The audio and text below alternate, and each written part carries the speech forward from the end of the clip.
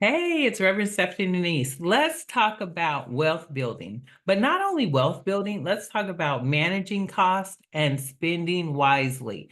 All right. So, wealth building, managing costs, and spending wisely. That's what I want to talk about. All right. So, let's just jump right in. What are some hindrances to us building wealth? What's hindering us right now, today? Think about it, right? Lack of financial education is number one on the list. Lack of financial education, right? Many of us are unprepared to actually manage our finances. Why is that? Because we haven't had the right education, right? I've been a school teacher for more than 25 years, and guess what? I take time to teach my fifth graders about financial literacy, but that is not a part of the school curriculum. And so we have to remember that these are things that we actually were not taught in school, right? So we have to go outside and find the information many times on our own, right? So lack of financial education is one of the things that is hindering us from building wealth. Okay. Number two, let's look at number two, understanding our true retirement needs. I think that many of us don't, at least I know me, I didn't really understand my retirement needs. I retired myself 8 years ago from the classroom. How did I do it? I bought a multi-unit building, and I bought it in an area where, it was still inexpensive. So let me say it this way. I had a townhouse at the time when I purchased the multi-unit. The multi-unit actually cost less than my townhouse. Now, it was in a city that was 45 minutes away from the city that I had lived in for more than 30 years. So, was it a little bit of a sacrifice? Yes. But I was able to retire myself from the classroom because that more than replaced the money that I was making while being in the classroom. Well, guess what? I'm back in the classroom now. Now, one of the reasons I'm back in the classroom is because I'm an empty nester. But I also have to look at, I have some expenses now. I have two kids who are in college, right? And there's big expenses that come along with that. So, did I truly count the cost, right? Me being in the classroom is actually necessary in this season, right? So, I had 8 years out, but now with my kids being in college, right? I didn't truly count all the costs that go along with retiring early. So we need to understand, that's number two, understanding our retirement needs. Is is it easy to underestimate how much money that we're going to need for our future? Oh, yeah. It's very easy, right? I tell people all the time now, do not leave any money on the table, right? Do not leave any money on the table. Definitely figure out what your retirement needs are. And then also look at what type of medical expenses you might have. Hopefully, you don't have any, God willing. But do you have the right insurance just in case something was to come up? Right. And then also understanding that just to live your lifestyle, the lifestyle that you live right now is going to cost even more later. Right. And so we see this whole trend of people not having enough money in retirement. And no one wants that feeling. Okay. Number three, what else is hindering us from building wealth? Impulse spending. Impulse spending. This one is big. I can definitely be guilty of impulse spending. What's the last thing that you bought on an impulse? Right? When you're in TJ Maxx, when you're in Ross, when you're in Marshalls, when you're in whatever store you go to, right? There's always those add-on items, right? Those items that are right there near the check register. Even if you're at Safeway or Rayleigh's or whatever store, there's always those last minute things to grab that are right there at the checkout, right? So what type of impulse spending are you doing? Let's face it, we've all been there. Impulse buying can add up quickly, and it also diverts our funds from savings. So we have to make sure that we're not doing so much of that impulse spending. All right, let's go to number four. Number four is fear of investing. Do you have a fear of investing? Right? I talked about buying a multi-unit building. Had I ever done anything like that before? Absolutely not. But was it a great idea? Yep. And guess what? You learn. You learn. Yeah, it's scary to go out of our comfort zone. It's scary to do things we haven't done before, right? And some people will tell you that investing in the S&P, investing in the stock market, they'll say it's just like gambling or throwing away your money, right? And other people will say, you know what? That's the best thing you can do because your money will grow over time. Yes, there will be some highs, there will be some lows, but over time it averages out and you're able to get a good return on your investment. But that shoots us back up to number one, financial literacy. We have to have the right financial literacy so that we can alleviate our fear of investing, right? Fear of losing money can definitely paralyze you, right?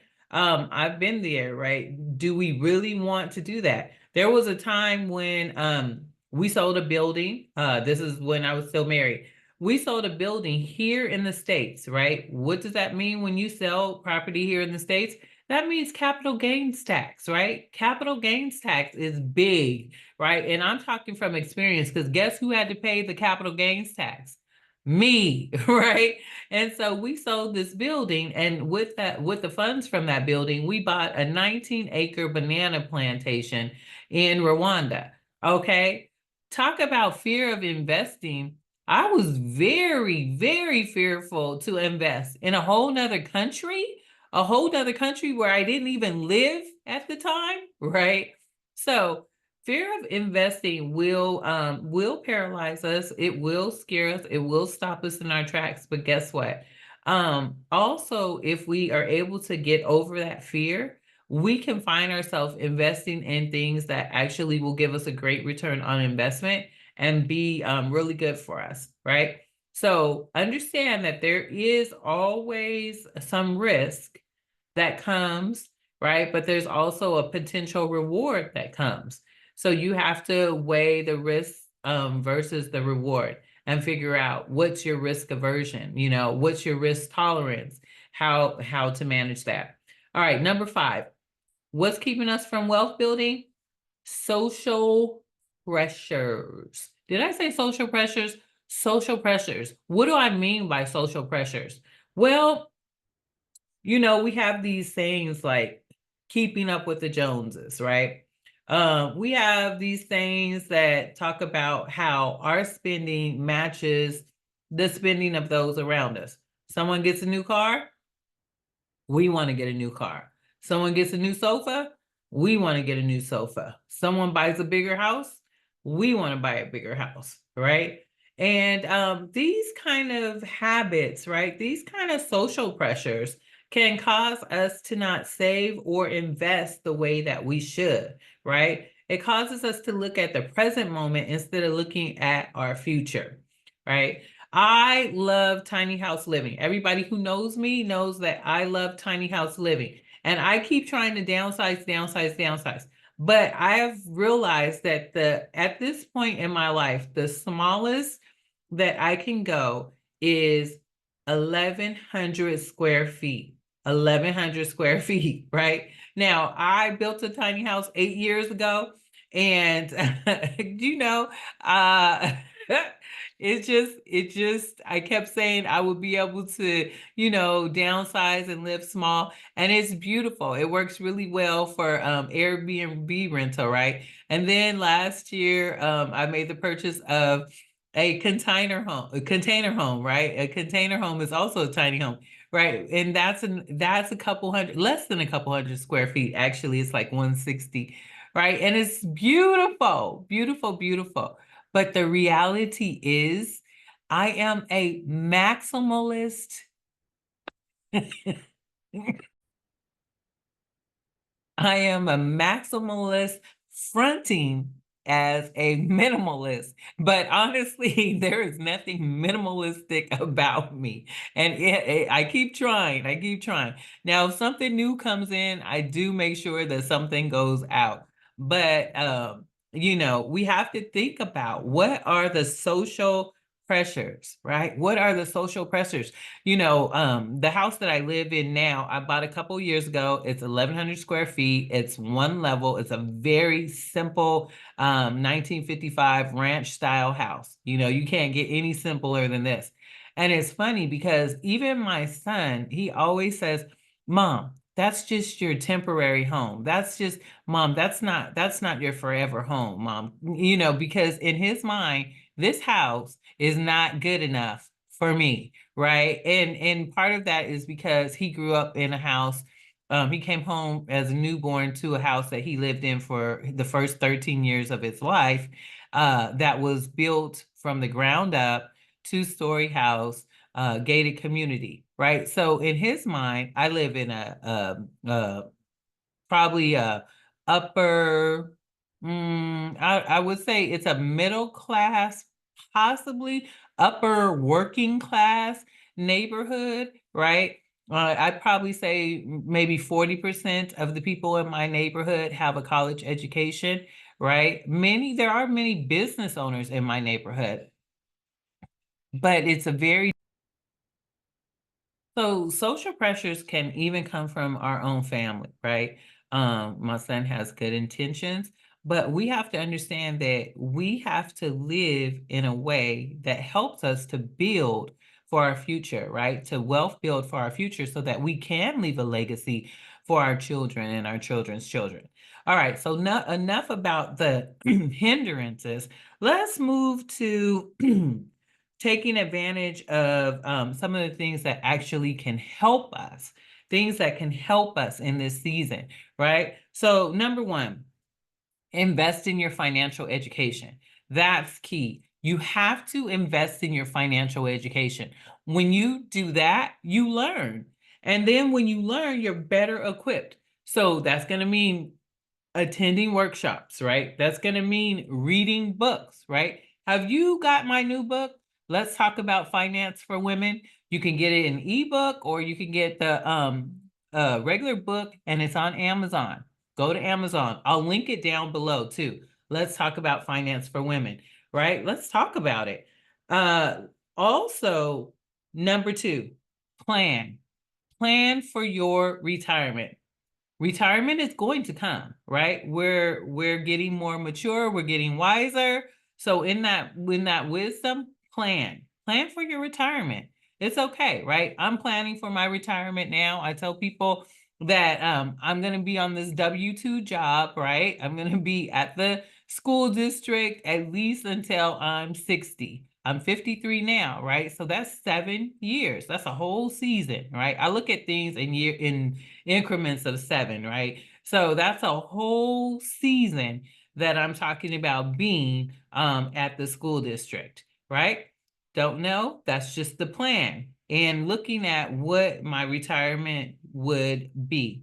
Now, I could actually, because I've taught so long, I can actually retire at 55, right? But when planning, what the income looks at 55 versus 60 is very, very significant, right? But plus, I love being with the chickadees. Now, everybody's situation is different. I always tell people are running from the classroom, and here I am back in the classroom. But I love being around the chickadees, right? So, let's also not only invest in your financial education, not only plan for your retirement, but number 3, let's create a budget and stick to it, right? Ooh, this is hard. Sometimes people don't like to create a budget. I'm sitting here at my desk, and you're going to see something, and it looks a little crazy. It really does. And I don't know if you could see this. You see all that? You see all that? Okay. So let me tell you what that is. That's my budget, right? So on my first page, it gives creditors. It says describe what's purchased, monthly payment, balance due, when am I scheduled to pay it off, that kind of thing. Every single month, like clockwork, every month, I have a list of all the expenses, right? A list of everything that needs to go out. And then as those things get paid, I just highlight them or check them off so that I know, okay, I have taken care of that thing, right? That's very important. A lot of times people don't like to take the time, but it makes all the difference in the world. You want to know how much money is coming in and you want to know how much money is going out, right? What are your expenses? What does that look like? Sometimes we're scared to look at it, right? Or we get a windfall of money and then we're like, hey, let me pick up this new whatever it might be. Let me pick up this new purse. Let me pick up these new boots. Oh, it's getting, the weather is changing. I need a new coat. Probably the coat that you have in your closet is just fine. You probably forgot that you have an excellent coat in there, right? That's just how it goes. And so we have to be very smart. We have to be very, very smart about how we're creating a budget and sticking to the budget. Don't make the budget word a bad word. Okay. It's a good word. You want to know where you stand. All right. Number 4. Right now we're overcoming those hindrances. Number 4, start small with investments. This is very, very key. I recommend getting a financial advisor, somebody who's a certified financial planner, someone who actually really, really knows. I am not. I can only go by what has worked for me, right? So definitely consult someone. And you don't need a lot to invest. You don't need a lot to start investing, I should say, right? There are micro investing apps out there. There are mutual funds that might suit whatever your risk tolerance is. So take a look at it. It really will make a huge difference. Number 5, surround yourself with positive, supportive people. This is so important. You have to have the right people around you. If you have negative constantly coming in, right, then that's going to get in the way. That's going to be one of those hindrance to you building wealth, right? So now is the time to get a positive support system. Like-minded people, right? That will help you on your journey. I tell people years ago, I went through this program, Dave Ramsey program at my church. And that was so awesome because not only was it my fellow church members who were going through the program with me, but we had support for one another. And we were able to eliminate over $1 million of debt within that group during that time that we were going through the Dave Ramsey program, right? And the program, I think, it might have been like 12 weeks, right? But eliminating $1 million in debt as a group in 12 weeks is absolutely awesome, right? So definitely surround yourself with supportive people who you can share your goals with and who can be accountability partners for you and help you to stay motivated, right? Because you got to stay motivated through this process. All right. So I just want to encourage you to continue to look ahead. It's okay. It doesn't matter what was in the past because you're looking ahead to your future. Reading books is also good in this time. I already mentioned my book. Let's talk about finance for women. The Total Money Makeover by Dave Ramsey is a good book. Regardless of what you think about Dave Ramsey, the book and the principles in the book are excellent. Okay. Rich Dad, Poor Dad, my favorite hands down book of all time, right? That's the first book that changed my life. I was, I think, in my early 20s, right? But that book made such a big impact on me, right? Rich Dad, Poor Dad. Which one do you want to be like, right? I always tell people I have a foot in both, in Rich Dad and Poor Dad, right? That poor dad, that W-2, that education, right? That master's degree, that doctorate, all of that, but yet, making barely 6 figures with that. But then on the other side, making equal with investments, investing in, different things, whether it be stocks, whether it be bonds, whether it be mutual funds, right? The S&P index or real estate. So work it out how it makes sense for you, but definitely get the knowledge and get the understanding, right? That comes from the book. The Simple Path to Wealth by J.L. Collins is another excellent book, right? So if you found anything in this segment helpful, beneficial, definitely like, subscribe. And if you know somebody else who can benefit from this information, share this information with them as well. You know, I'm relatively new to YouTube, and I love to build a community because I believe that wealth building is a foundation, and this foundation can be created even after 50, and we could leave a great legacy for our children and our children's children. Thank you for taking the time to listen. Thank you for being supportive of the channel. God bless you, and I'll talk and see you soon.